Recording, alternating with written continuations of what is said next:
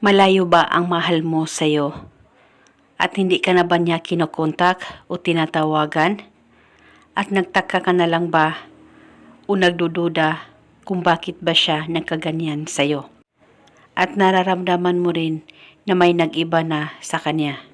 Gusto mo ba na manumbalik ang nararamdaman ng mahal mo sa'yo? At ikaw ay palagi na niyang tatawagan at kukontakin? Ngayon, itong ritual na ibabagi ko sa inyo ay subukan mo ito para manumbalik ang nararamdaman at palagi nang kukontak ang mahal mo sa'yo.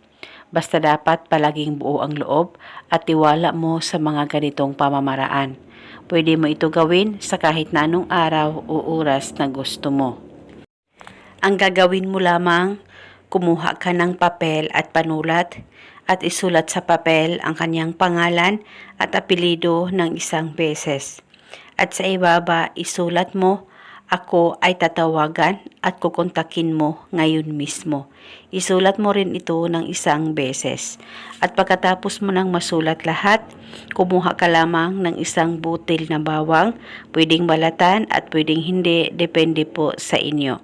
At ilagay ang isang butil na bawang sa papel na sinulatan mo. At pagkatapos ay hawakan saglit ang ritual, pakatitigan mo ito ng maigi. Mag-focus at mag-concentrate ka at ibulong mo lamang ang mga salitang ito. Pangalan at apelyido sa kapangyarihan nitong bawang. Ako ay tatawagan at kukontakin mo ngayon mismo. Ibulong mo lamang ito ng 3 beses. At pagkatapos, balutin nyo na po ang isang butil na bawang sa papel at ilagay sa plastic o ziplock at dalhin kahit saan ka man magpunta. Itago o dalhin itong ritual pang matagalan. Pwede mo ito bulungan paminsan-minsan kung may time po kayo.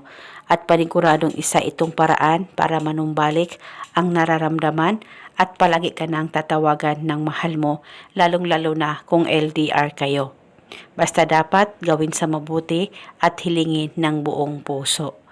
At pagkatapos mong mapanood ang video na ito, mag-comment ka lamang sa ibaba, I claim it. Maraming salamat po sa panunood.